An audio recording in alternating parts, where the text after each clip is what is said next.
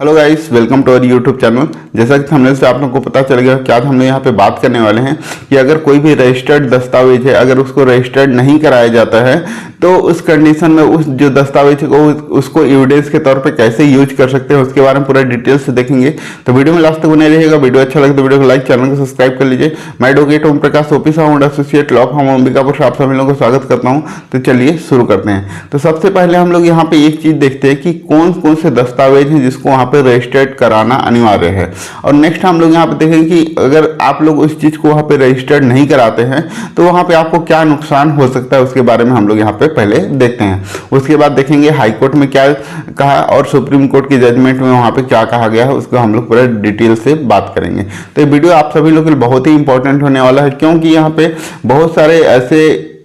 कोई भी अगर दस्तावेज है जिसको हम लोग रजिस्टर्ड नहीं कराते हैं और उसको अगर आप एविडेंस के तौर पे यूज करना चाहते हैं तो वीडियो को लास्ट तक बने रहिएगा। और आपके पास अगर कोई ऐसा भी हो सकता है कि आपने किसी को ऐसा दस्तावेज दिया हो या आपके साथ अगर आपने कोई भी दस्तावेज बनवाया हो और उस चीज को आपने रजिस्टर्ड नहीं कराया, तो उस कंडीशन में आप उसको कैसे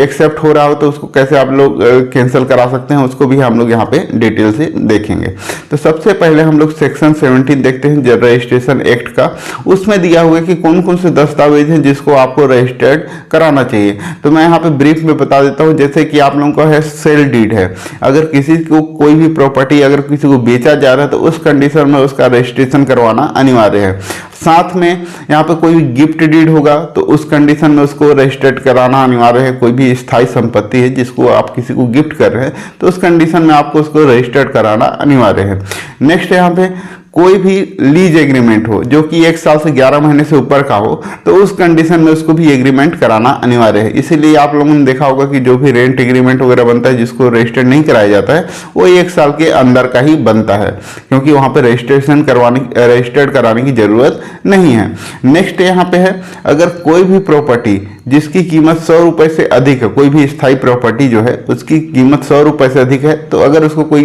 किसी को दे रहा है, बेच रहा है या खरीद रहा है तो उस कंडीशन में उसको वहां पे रजिस्टर्ड कराना अनिवार्य है। अब नेक्स्ट हम लोग यहाँ पे देखते हैं, अगर कोई भी प्रॉपर्टी है अब जिसको रजिस्टर्ड करवाना था लेकिन किसी कारणवश उसको रजिस्टर्ड नहीं कराए तो उसको यहाँ पे क्या नुकसान हो सकता है। तो यहाँ पे इसके बारे में रजिस्ट्रेशन एक्ट के सेक्शन 49 में दिया हुआ है। तो उसमें यह दिया हुआ है कि जो भी यहाँ पे दस्तावेज है जिसको रजिस्टर्ड नहीं कराया गया है, जिसको रजिस्टर्ड कराना था, उसको आप एविडेंस के तौर पे वहां पे यूज नहीं कर सकते, मतलब वो कोई भी उसका यूज नहीं कर पाएंगे। ये दिया हुआ है सेक्शन 49 के रजिस्ट्रेशन एक्ट में। तो आप न्यायालय में उसको कोई भी दस्तावेज को जो रजिस्टर्ड नहीं है, जिसको रजिस्टर्ड कराया जाना था लेकिन उसको आप एविडेंस के तौर पर वहां पे यूज नहीं कर सकते, मतलब वहां पे कोई भी उसका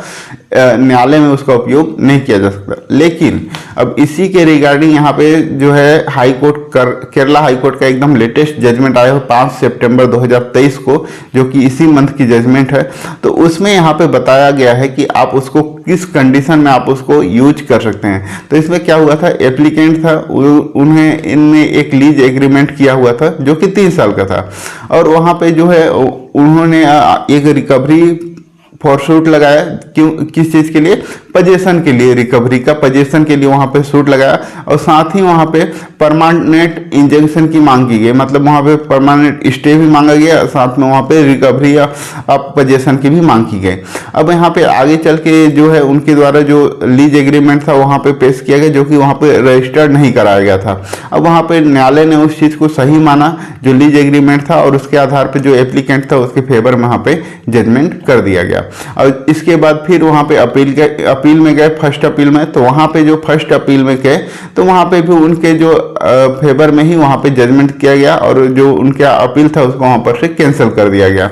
जो हाई कोर्ट का जजमेंट है उसका नाम है रतीश वर्सेस वीएस मेरी, जिसका रेगुलर सेकेंड अपील नंबर है 838/2020, और इसका जजमेंट डेट है 5 सितंबर 2023, जो कि एकदम लेटेस्ट जजमेंट है, और ये केरला हाई कोर्ट का जजमेंट है। ठीक है, तो यहाँ पे फिर इनके द्वारा जो है सेकेंड अपील यहाँ पे पेश किया गया केरला हाई कोर्ट में, और वहाँ पे जो है जो डिफेंडेंट थे उनके द्वारा यहाँ पे अपील किया गया, और वहाँ पे उस चीज़ को रखा गया कि इनके द्वारा जो भी यहाँ पे दस्तावेज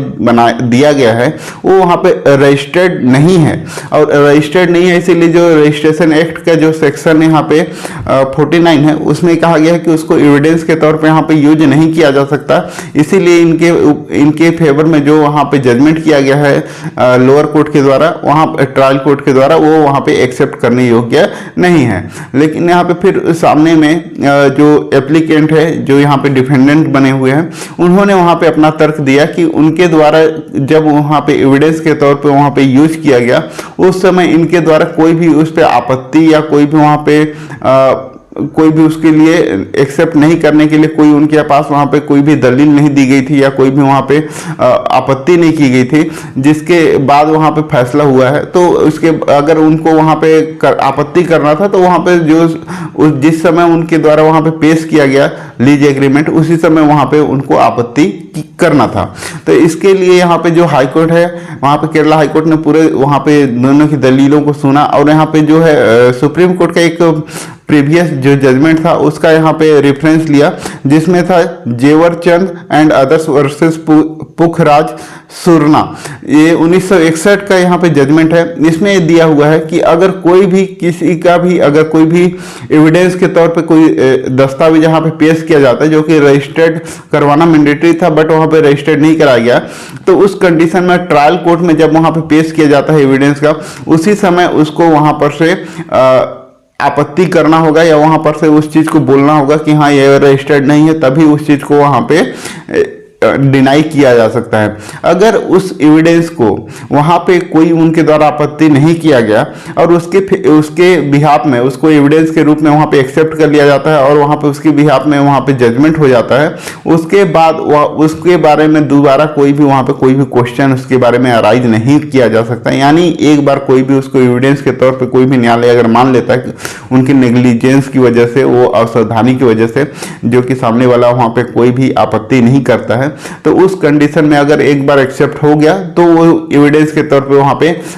अपील हो या ट्रायल कोर्ट में भी पुनरीक्षण हो या किसी भी स्टेज में उसको वहां पे डिनाई नहीं किया जा सकता है। इस तरीके से आप लोगों को यहाँ पे समझ में आ गया होगा कि अगर कोई भी आपके द्वारा यहाँ पे कोई भी रजिस्टर्ड दस्तावेज है उसको अगर ट्रायल कोर्ट के द्वारा एक्सेप्ट कर लिया गया है नेग्लिजेंस के द्वारा, तो उस कंडीशन में भी आप द्वारा वो एविडेंस के तौर पर वहां पे काउंट होगा। तो इस तरीके से अगर आपके पास भी अगर कुछ इस तरीके का अगर है जिसको रजिस्टर्ड नहीं कराया गया है, तो उस कंडीशन में आप ट्रायल कोर्ट में ही उसको अप्रोच कर सकते हैं और वहां पर से डिनाई करने के लिए जो सेक्शन 49 रजिस्ट्रेशन एक्ट का है उसको वहां पर सहारा लेके एविडेंस के तौर पे यूज करने से रोक सकते हैं। और अगर आपके पास अगर ऐसा दस्तावेज अगर आपको ऐसा करना है तो आप वहां पे इस चीज को सावधानी रखते हुए कि सामने वाला वहां पे अप्रोच ना कर पाए, उसके बारे में ना बोल पाए, तो उसके बाद आप उसको अगर ट्रायल कोर्ट एक बार एक्सेप्ट कर लेती है तो आगे चल के वहां पे कोई भी प्रॉब्लम नहीं होगा। तो वीडियो अच्छा लगा तो वीडियो को लाइक करें, चैनल को सब्सक्राइब करें ताकि आप लोगों को इस तरह का अपडेट मिलता रहे। वीडियो को लास्ट तक देखने के लिए आप सभी लोगों का धन्यवाद।